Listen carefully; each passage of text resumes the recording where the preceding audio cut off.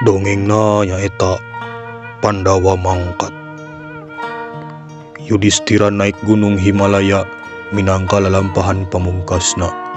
Sanggeus mangsa wiwitan Kaliyuga sarta mautna Kresna, Yudhistira sadulur lengser nurunkeun tahta kerajaan ka hiji-hijina turunan manehanana anu salamet dina perang rongkah di Kurusarta parikesit nyaeta incuna Arjuna. Kalawan ninggalkeun sagala hal kadunyaan, para Pandawa ngalakonan lalampahan pamungkas maranehna ku cara ziarah ka Himalaya.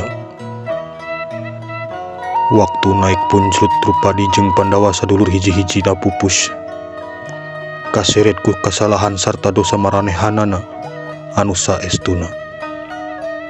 Tapi Yudhistira sanggup ngahontal punclut gunung, alatan manehna henteu cacat ku dosa sarta kabohongan. Watak Yudhistira anu saestuna mencehul waktu akhir Mahabharata di luhur punclut gunung Barata Indra datang pikeun mawa Yudhistira ka sawarga jeung kareta kancanana. Waktu Yudhistira ngalengkah ngadeukeutan kareta, Sang Indra ngajurungkeun ambeh ninggalkeun anjing anu jadi batur lalampahanna. Alatan makhluk nu teu suci henteu meunang asup ka sawarga. Yudhistira mundur ka tukang nampik pikeun ninggalkeun makhluk anu salila ieu di tangtayunganana. Dewa Indra jadi heran, maneh sanggup ninggalkeun dulur sarta henteu ngabeulem layon maranehanana, tapi manehna nampik pikeun ninggalkeun anjing anu teu nyaho jalan. Yudhistira nembalan, Drupadi jeung dulur-dulur kuring geus ninggalkeun kuring, lain kuring nu ninggalkeun maranehanana. Dina waktu eta si anjing robah wujud jadi Batara Dharma, bapana anu keur nguji dirina.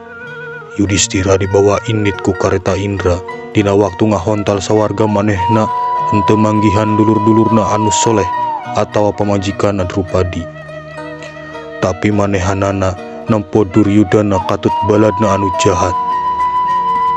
Sang Batara ngabijaan yen barayana keur aya di neraka pikeun nebus dosa leutik maranehanana, samentara Duryudana aya di surga saprak manehna gugur di pakalangan anu diberkahan ku Kurukestra.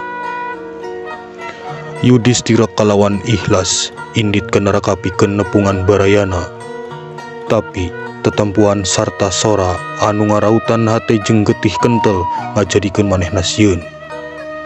Waktu tergoda pikeun kabur manehna ngawasa diri sarta hawar-hawar ngadenge sora Drupadi jeung barayana nu dipika cinta. Nyambat dirina ngajurungna pikeun cicing, sagedengeun maranehanana dina kasangsaraan. Yudhistira mutuskeun pikeun cicing di neraka sarta ngajurung sangkan kusir karetana balik ka sawarga, sabab manehna milih pikeun cicing di neraka bareng jeung jalma-jalma hade batan hirup di sawarga jeung jalma jahat. Dina waktu eta tetempuan robah saterusna Indra ngomong yen Yudhistira keur diuji deui sarta sabenerna dulur-dulurna geus aya di sawarga. Sanggeus nampak kenyataan, Yudhistira ngalaan karugana sarta nampa sawarga.